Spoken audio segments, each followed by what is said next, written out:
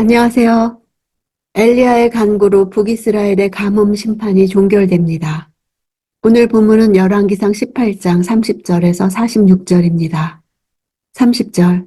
그러자 엘리야가 온 백성들에게 말했습니다. 내게 가까이 오라. 그들이 다 그에게로 가까이 오자 엘리야는 부서진 여호와의 제단을 고쳤습니다. 부서진 여호와의 제단이란 이미 이전부터 그곳에 제단이 있었음을 의미합니다. 아마도 이 제단을 아합과 이세벨이 여호와의 선지자들을 죽일 당시 여호와 신앙의 말살 과정에서 허물었던 것으로 보입니다. 31절. 엘리야는 야곱의 아들들의 지파수에 따라 돌 12개를 가져왔습니다. 이 야곱은 옛날에 여호와께서 내 이름을 이스라엘이라 하고 말씀하셨던 사람입니다. 엘리야가 이스라엘의 12지파를 하나의 통일체로 여기고 있음을 보여줍니다. 비록 하나님의 징계로 말미암아 남북으로 분열되기는 했지만 그들 모두는 하나님의 언약 백성이라는 측면에서 아직도 여전히 하나였던 것입니다. 이러한 상징적 행동은 그들이 여호와 하나님에 대한 온전한 신앙을 가질 때만이 온전한 하나의 언약 공동체로 국가적 번영을 이룩할 수 있음을 암시하는 것이기도 했습니다. 이스라엘이라는 이름이 본래 여호와께서 그들의 조상인 야곱에게 주신 이름이라면 한 국가로서의 이스라엘의 정체성 역시 오직 그 이름을 주신 여호와께 있음이 분명합니다. 35절. 물이 제단 위로 흐르고 구덩이에도 물이 가득 찼습니다.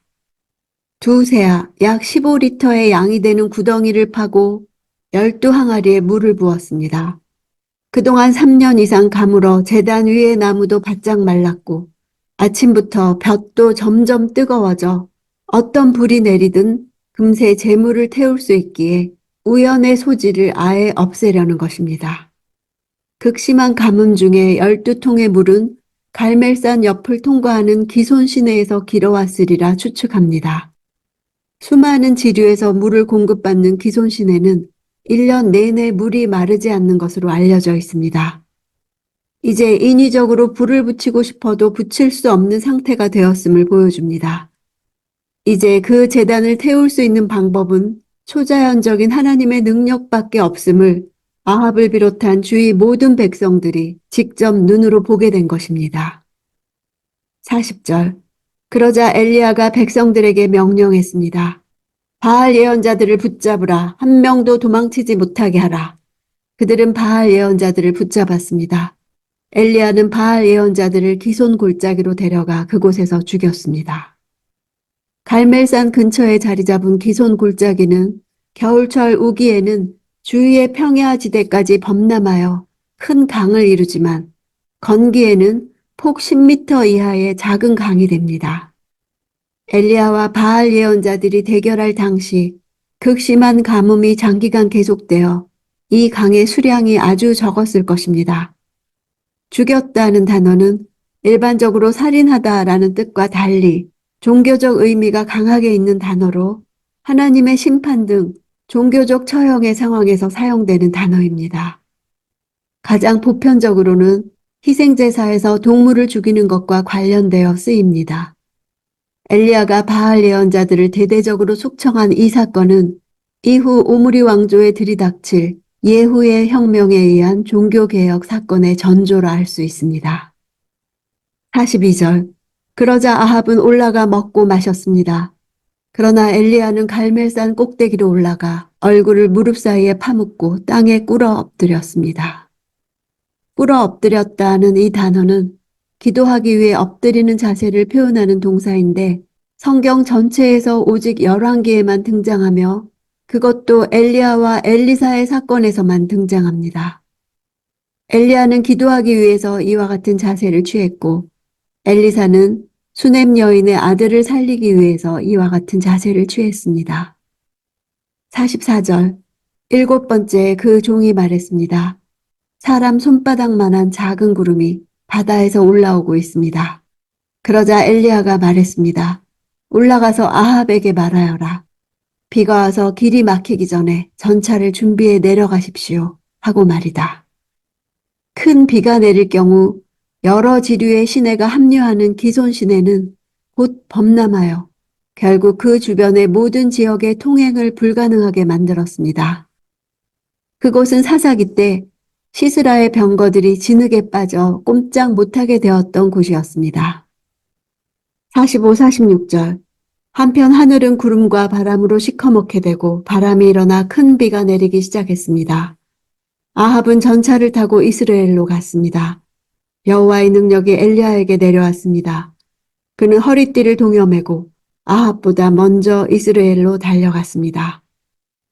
발멜산에서 이스라엘 평원을 가로질러 이스라엘 성읍 어기까지 이르는 거리는 약 25km입니다. 엘리야에게 임한 여호와의 능력이 아합이 의지하는 마차를 능가하고 있습니다. 이는 북이스라엘을 앞서서 이끌어가는 진정한 주체는 아합이 아니라 여호와 하나님이라는 사실을 나타냅니다. 엘리야는 항상 눈에 보이는 현상보다 앞지르는 모습을 보였습니다. 하늘에 구름 한 점 없는 상황에서도 큰 비의 소리를 들었고 사람 손바닥만한 작은 구름을 보고도 폭우가 내릴 것을 말했습니다. 이것은 엘리야에게 임할 여호와의 능력을 조금씩 드러내는 것이며 그 절정은 아합의 마차를 앞지르는 엘리야의 다름질에서 나타났습니다. 내 삶에서 상황이 불가항력적으로 보이고 난관이 나의 능력으로 극복하거나 대처할 수 없는 것처럼 보일 바로 그때 하나님께서는 자신의 능력과 영광을 보여주십니다. 하나님의 능력은 나의 연약함 속에서 가장 분명하게 드러납니다. 나의 자원과 노력이 부족한 곳에서 그리스도의 영광과 충족성은 전에 없이 밝게 빛납니다. 엘리야가 하나님께 기도함으로 가뭄 재앙이 이스라엘에 임하고 또다시 기도함으로 가뭄 재앙이 그친 사실에 주목해야 합니다. 우리는 스스로 자연 현상에 어떤 영향력을 미칠 수 없습니다. 우리 인간은 만물의 창조주가 아니라 피조된 자연의 일부이며 그 관리를 위임받은 존재에 불과하기 때문입니다. 엘리야의 기도는 성도의 믿음의 기도가 얼마나 큰 위력을 지니는지 잘 보여줍니다.